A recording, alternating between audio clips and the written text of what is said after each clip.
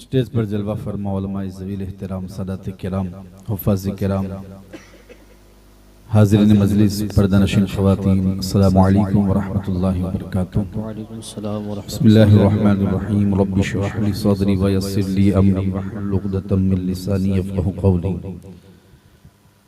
अल्हम्दुलिल्लाहि रब्बिल आलमीन वस्सलातु वस्सलामु अला सय्यिदिना व सय्यिदिल अंबियाइ वल मुरसलीन व अला आलिहि व अस्हाबिहि अजमईन। अम्मा बाद फ़अऊज़ु बिल्लाहि मिनश शैतानिर रजीम बिस्मिल्लाहिर रहमानिर रहीम वत्तबि' सबील मन अनाब इलैहि सदक़ल्लाहु मौलानाल अज़ीम व बल्लगना रसूलुहुन नबियुल अमीनुल मक्कीनुल करीम व नहनु अला ज़ालिका लमिनश शाहिदीन वश्शाकिरीन वल्हम्दुलिल्लाहि रब्बिल आलमीन।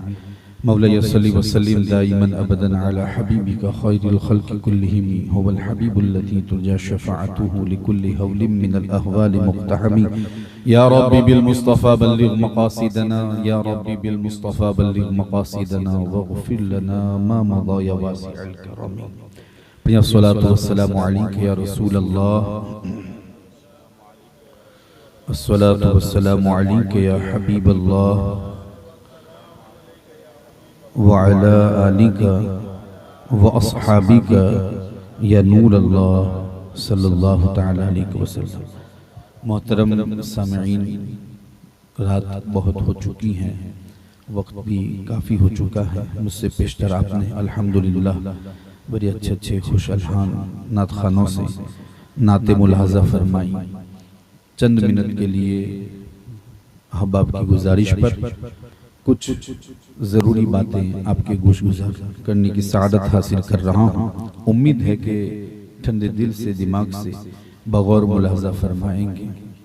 आज की ये रात, ये अल्हम्दुलिल्लाह यूँ समझे तो शब जुमा भी है, बड़ी बरकतों वाली रात है अगर बंदों के समझ में आए। और चूँकि आज की ये महफिल, ये शादी खाना आबादी सैयदा सना के निकाह के हवाले से मुनअक़िद की गई है। आज की इस मजलिस को हम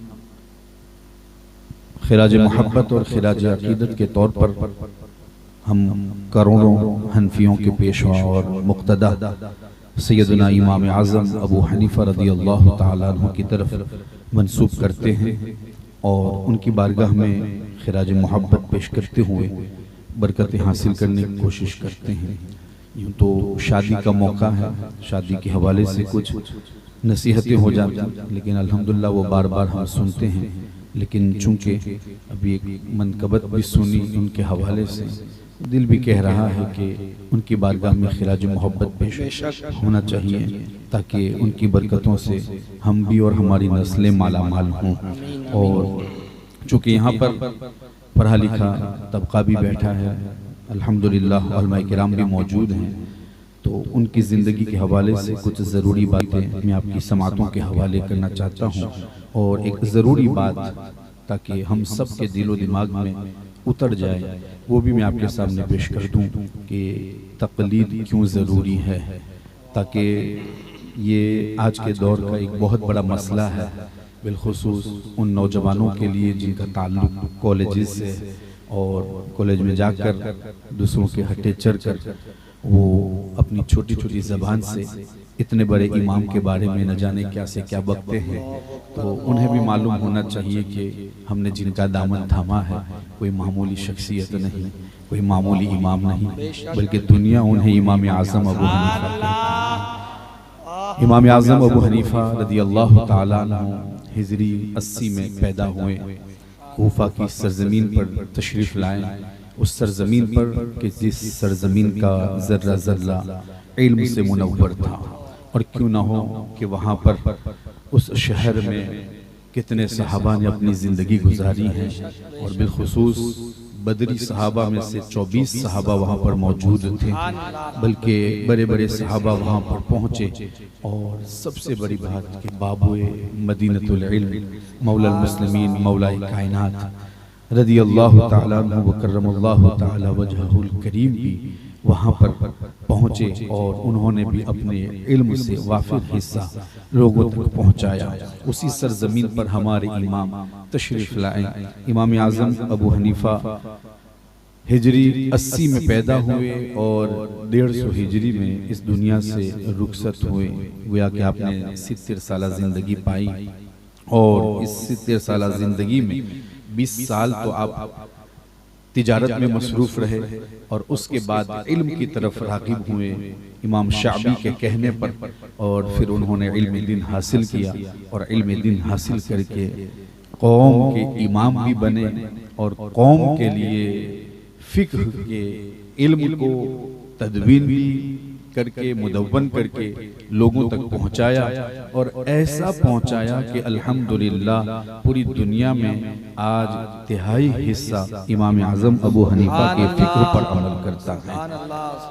हम करोड़ों हनफियों के पेशवा और मुक्तदा कि जिनके बारे में नबी करीम सल्लल्लाहु ताला अलैहि वसल्लम ने बहुत पहले ये इरशाद फरमाया था कि अगर इल्म और दूसरी हदीस के मुताबिक ईमान और एक हदीस के मुताबिक दीन अगर सुरैया सितारे पर भी मुअल्लक होगा तो अबनाए फारस में से एक शख्स वहां तक पहुंचेगा और उसको हासिल कर लेगा। नबी करीम सल्लल्लाहु ताला अलैहि वसल्लम की मजलिस सजी थी और आपने कुरान मुक़द्दस की सूरह जुमा की आयतें तिलावत फरमाई और उसमें एक आयत करीमा का टुकड़ा व आखरीन मिनहुम लम्मा यल्हक़ु बिहिम, कि वो लोग जो दूसरे लोग होंगे और वो उनसे मिलेंगे। तो सवाल किया गया या रसूल अल्लाह वो दूसरे कौन हैं? तो बार बार सवाल पूछने पर आप खामोश रहे और खामोश रहने के बाद आपने उस वक्त कुछ इरशाद न फरमाया, लेकिन बार बार जब पूछा गया तो मेरे मुस्तफ़ा करीम ने यही इरशाद फरमाया वो तुम्हारे बाद आएंगे और ऐसे आएंगे कि अगर इल्म सुरैया पर लटका हुआ होगा तो वो उसे भी हासिल कर लेंगे। इमाम जलालुद्दीन सयूती रज़ियल्लाहु ताला अन्हु ने अपनी किताब में इसको जिक्र किया है। वो इस हदीस के मिस्दाक अगर कोई है तो वो इमाम आज़म अबू हनीफा इमाम आज़म अबू हनीफा रज़ियल्लाहु ताला अन्हु हैं, जो अल्हम्दुलिल्लाह आगे चलकर वो इतने बड़े इमाम हुए कि हम सब के मुक्तदा और पेशवा हुए। और आज का सबसे बड़ा मसला और सवाल ये है कि तकलीद क्यों जरूरी है। मैं इस हवाले से जहन में उतर जाने वाली बात आपके सामने पेश कर रहा हूँ, फिर बात खत्म करता हूँ। तकलीद क्यों जरूरी है? तकलीद अगर हमारे लिए जरूरी न होती तो हम न जाने कहां कहां भटक रहे होते। अंदाजा लगाएं, या तो ये 3 बातें हैं, इन 3 बातों में से हम कहां हैं जरा उसको समझने की कोशिश करें। नबी करीम सल्लल्लाहु ताला अलैहि वसल्लम जब सहाबा किराम के दरमियान इल्म फैला रहे थे, इल्म से उनके सीनों को मुनव्वर कर रहे थे, तो या तो एक तो वो के लोग बिला वास्ता साहिब कुरान के पास बैठकर इल्म हासिल करें। बात समझ में आ रही है ना? एक तो वो, या तो एक वो कि जिनको अल्लाह रब्बुल इज्जत ने वाफिर हिस्सा इल्म का अता फरमाया हो कि जिसके जरिए वो कुरान और अहादीस से मसाइल का इस्तिंबात कर सके। और तीसरा ये कि वो किसी मुजतहिद आलिम दीन की पैरवी करते हुए कुरान और अहादीस को समझें और अपनी जिंदगी गुजारने की कोशिश करें। ये 3 बातें हैं। अगर ये 3 बातें अगर हम पढ़ लें, समझ लें, तो फिर हमें मालूम हो जाएगा कि हमारे लिए तकलीद क्यों जरूरी है। चाहे वो इमाम आज़म हो, चाहे वो इमाम शाफई हो, इमाम मालिक हो या इमाम अहमद बिन हम्बल हो। ये बात अभी नहीं बतानी है कि हम इमाम आज़म ही की क्यों तकलीद करें, वक्त नहीं है, इतना मुख्तसर वक्त है। इंशाल्लाह कभी मौका मिला तो इस पर भी गुफ्तगू होगी, लेकिन तकलीद क्यों जरूरी है तो ये 3 बातें हैं। अब हम देखें, क्या हम वो हैं कि जिन्होंने बिला वास्ता रसूलुल्लाह से इल्म सीखा हो? हम वो नहीं, इसलिए कि ये हिस्सा तो सिर्फ सहाबाए किराम और ताबईन का था। कि हुजूर की बारगाह में बैठते और उनसे इल्म हासिल करते, इक्तिसाब फैज करते और वो खुद दूसरों तक पहुंचाते। तो ये हिस्सा तो सहाबाए किराम को मिला और ताबईन को मिला कि खुद उन्होंने हुजूर से सीखा और ताबईन ने सहाबाए किराम के साथ बैठकर इन्होंने इल्म सीखा। ये हिस्सा हमारे मुकद्दर में नहीं। तो पहली किस्म से तो हम यूं ही खारिज हो जाते हैं कि हम वो नहीं हैं कि जिन्होंने वो जमाना पाया हो कि हुजूर के पास बैठकर हमने इल्म सीखा हो। और दूसरा जो हिस्सा है वो ये कि हमारे पास इतना इल्म हो कि हम खुद किताबें पढ़ें, हम खुद कुरान और हदीस पढ़ें और उससे हमारे अपने ज़रूरी जो मसाइल हैं उसका इस्तिंबात और इस्तिखराज कर सकें। हालांकि अगर आप देखें सहाबाए किराम का मामूल क्या था, हुजूर की बारगाह में बैठते थे। अबू हुरैरा रज़ियल्लाहु ताला अन्हु और आपके दिगर साथी 69 यानी कि 70 असहाबे सुफ़ा हुजूर की बारगाह में और दिगर सहाबाए किराम उनके पास बैठते थे और बैठकर इल्म दिन हासिल करते थे। हमारा तो मामला ये है कि आज हुजूर के नाम के सजने वाली महफिल में भी सही से नहीं बैठ पाते और उनका मामला ये था। हालांकि महफिलों में तो हुजूर की हदीस ही सुनाई जाती है, रसूलुल्लाह का फरमान ही सुनाया जाता है, लेकिन हमें तो बैठने का भी शुऊर नहीं। और उनका मामला ये था, इल्म तो बराह रास्त सीखते थे, बिला वास्ता सीखते थे। उनका तो मामला ये है कि अब्दुल्ला इब्ने उमर की बात करूं, अब्दुल्ला इब्ने उमर वो सहाबी रसूल, हुजूर नमाज भी पढ़ते थे तो उनकी तरफ देखते थे और देखते देखते कहते थे कि हुजूर ने कौन सी सूरत की तिलावत की है। रमक़्तुन नबी सल्लल्लाहु तआला अलैहि वसल्लम 24 व 25। खुद उन्होंने कहा मैंने हुजूर अलैहिस्सलातु वस्सलाम को 24 या 25 मर्तबा सुबह की नमाज और मगरिब के बाद जो 2 रकात पढ़ी जाती हैं उसमें देखा, हुजूर के लम्हाए मुबारक की हरकत को देखा और मैंने देखा और 24 या 25 मर्तबा कि रसूलुल्लाह ने पहली रकात में कुल या अय्युहल काफिरून पढ़ी है और दूसरी में कुल हुवल्लाह सूरह इखलास की तिलावत की है। ये उनके देखने का अंदाज था। अंदाजा लगाएं, देखने का ये अंदाज है और देखने का ये आलम है तो इल्म सीखने का आलम क्या होगा। हुजूर को ऐसे देखा करते थे। और फिर अब ये दोनों नमाजें ऐसी हैं जिसमें जोर से तिलावत नहीं की जाती। ये वो दोनों नमाजें हैं कि जिसमें सिर्री यानी कि मख्फी तौर पर हम कुरान की तिलावत करते हैं कि जिसमें आवाज बुलंद नहीं होती। ये देखना कैसा देखना होगा कि इधर लम्हाए मुबारक हरकत करते होंगे और उधर अब्दुल्ला इब्ने उमर समझ जाते हैं कि ये जो तिलावत हो रही है वो कुल या अय्युहल काफिरून की है और कुल हुवल्लाह की है। ये हिस्सा उनके मुकद्दर में था और उन्होंने हुजूर से बिला वास्ता इल्म सीखा। इसलिए उन्होंने हुजूर अलैहिस्सलातु वस्सलाम के फरामीन पर अमल करते हुए जिंदगी गुजारी और उनके साथ ताबईन बैठे तो उन्होंने उनको देखते हुए अपनी जिंदगी गुजारी। दूसरी किस्म कि हमारे पास इतना इल्म होना चाहिए कि हम खुद कुरान समझ सकें, हम खुद रसूलुल्लाह की हदीस को समझ सकें। आज वो चीज हमारे अंदर नहीं।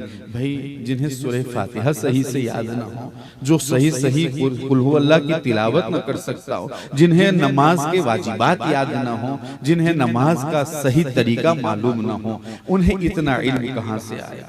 तो फिर हम ये समझ रहे हैं कि हम इल्म के मामले में बहुत थोड़े हैं, यानी हमें इतना भी इल्म नहीं है कि कुरान क्या कहना चाहता है, कुरान की आयतें क्या कहती हैं, उसके मुतालबात क्या है, तकाजे क्या हैं, ये हमको मालूम नहीं है। तो फिर तीसरी ही किस्म बचती है कि बंदा किसी इमाम मुजतहिद की पैरवी करते हुए जैसा वो कुरान और हदीस की रोशनी में मसला बताए उस पर अमल करते हुए अपनी जिंदगी गुजार दें। और इसी को कहते हैं तकलीद। और अल्हम्दुलिल्लाह अल्लाह रब्बुल इज्जत ने हमें इन तीसरी किस्म में से तकलीद के हवाले से ये शरफ अता फरमाया। और इस पर भी मेरे रब का एहसान कि इन इमामों में जो सबसे बड़े थे और जिनको बड़े बड़ों ने इमाम आजम कहा, अल्हम्दुलिल्लाह रब्बे कदीर ने हमें उनकी तकलीद अता फरमाई। और आज अल्हम्दुलिल्लाह हम उनके मुक़ल्लिद हैं, बल्कि हज़रत अब्दुल्लाह इब्न मुबारक जो आपके शागिर्द हैं,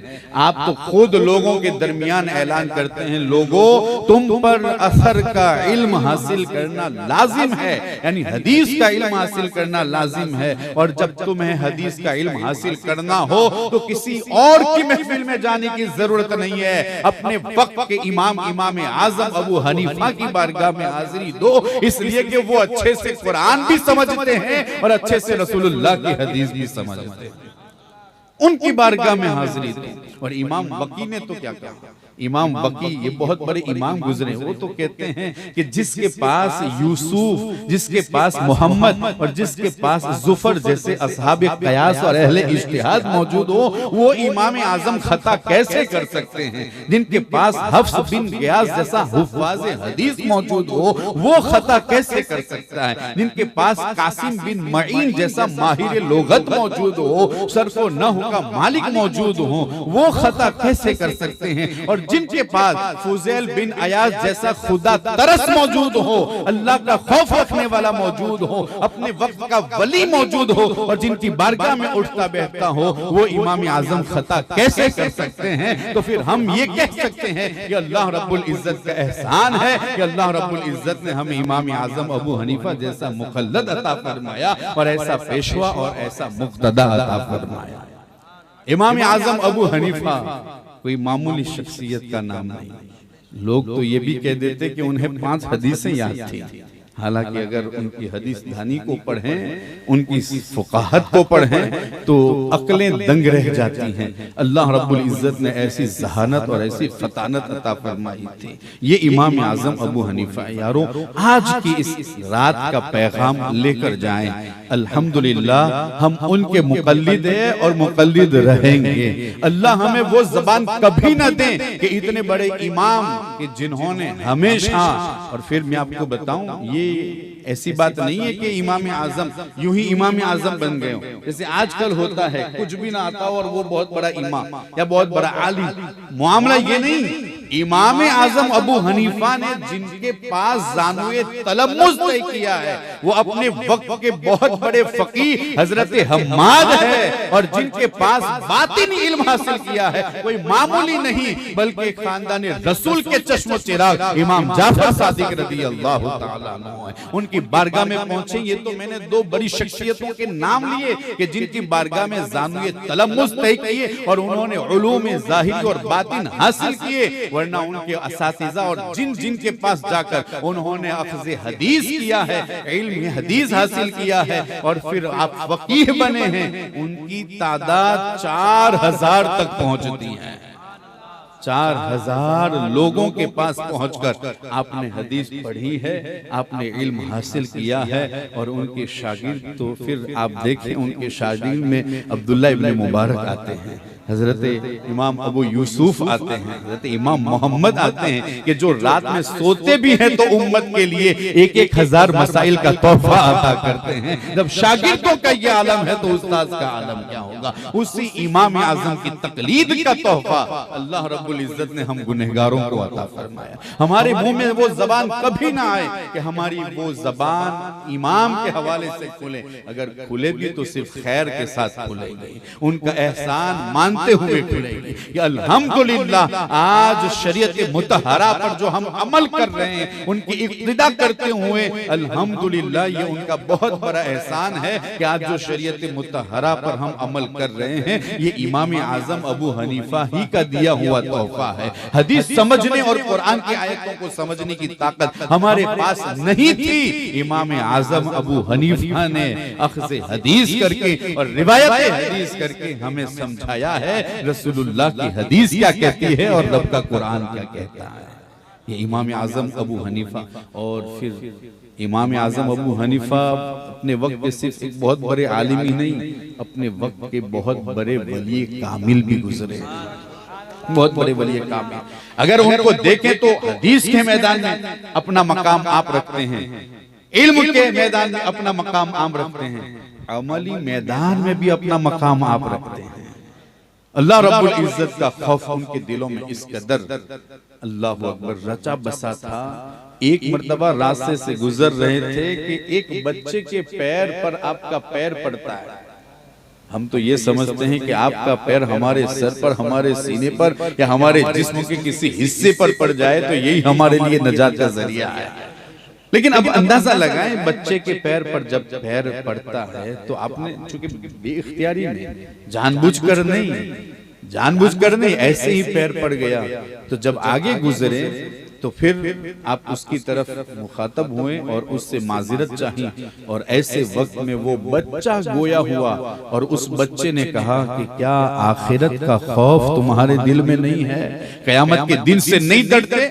ये अल्फाज बच्चे की जबान से सुनने थे कि इमाम आजम अबू हनीफा पर गशी तारी होती है और फिर आप वहीं पर बेहोश हो जाते हैं। इफा का होता है तो आपके साथी ने पूछा कि हुजूर वो तो बच्चा था, बच्चे की बात का इतना असर हुआ आप पर कि गशी तारी हो गई। इमाम आजम अबू हनीफा आप बता रहे हैं कि क्या करूं, जब वो बोल रहा था तो मेरे दिल में ये बात उठ रही थी, कहीं ऐसा ना हो कि इसकी जबान से अल्लाह बुलवा रहा हो, अल्लाह तलकीन कर रहा हो, तो फिर मुझ पर गशी तारी होगी। ऐसे खुदा तरस और ऐसे खौफे खुदा रखने वाले, अल्लाह से डरने वाले और कुरान करीम से जो शगफ था, अल्लाह अकबर, एक रात में एक रकात में पूरा कुरान पढ़ लिया करते थे। यारो जिंदगी में एक कुरान मजीद खत्म हो जाए तो ये हमारे लिए नजात का जरिया होगा। वहां उनका मामला ये था कि रात में नमाज के लिए खड़े होते, एक रकात में पूरा कुरान। खुद इमाम अबू यूसुफ कहते हैं, मैंने इमाम आजम अबू हनीफा को देखा है, वो रात में एक कुरान पूरा करते थे और दिन में एक कुरान पूरा करते थे। और मैंने रमजान में देखा कि उन्होंने रमजान में 62 मरतबा कुरान पूरा किया और जहां पर आपको दफनाया जाना था वहां पर आपने 7000 मरतबा कुरान करीम की तिलावत की थी।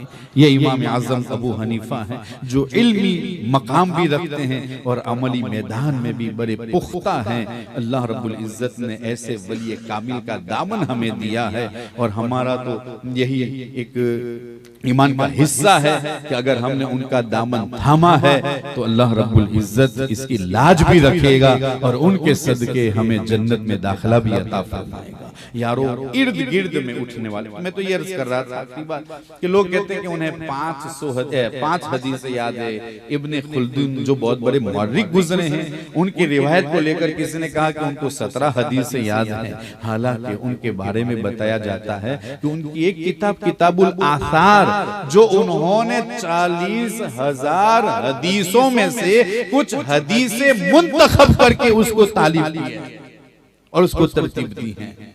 यकीनन आप बहुत बड़े कुरान समझने वाले भी थे, हदीस समझने वाले भी थे और अल्लाह रब्बुल इज्जत ने इतने बड़े इमाम का दामन हमें दिया है, ये मेरे रब का बहुत बड़ा एहसान है। अल्लाह रब्बुल इज्जत हमेशा उनकी तारीफ करता रखें, उनकी तकलीद करता रखें और हमेशा हमें भी और हमारी नस्लों को भी उनके फयूज़ व बरकत से माला माल फरमाएं। अल्हम्दुलिल्लाह बड़ी खुशी की बात है, शादी के मौके पर आज ये महफिल सजाई गई।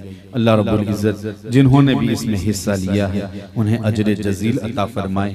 जिस मकसद के लिए लिया है अल्लाह रब्बुल इज्जत उनके मकसद को पूरा फरमाए और बिलखुसूस ये दुल्हा दुल्हन रब्बी कदीर उन दोनों के दरमियान मोहब्बतें उल्फतें पैदा फरमाए, नफरतों को दूर फरमा दें, दोनों खानदानों में मोहब्बत अता फरमाए। अस्तगफिरुल्लाह रब्बी मिन कुल्लि ज़ंबि व अतूबु इलैह।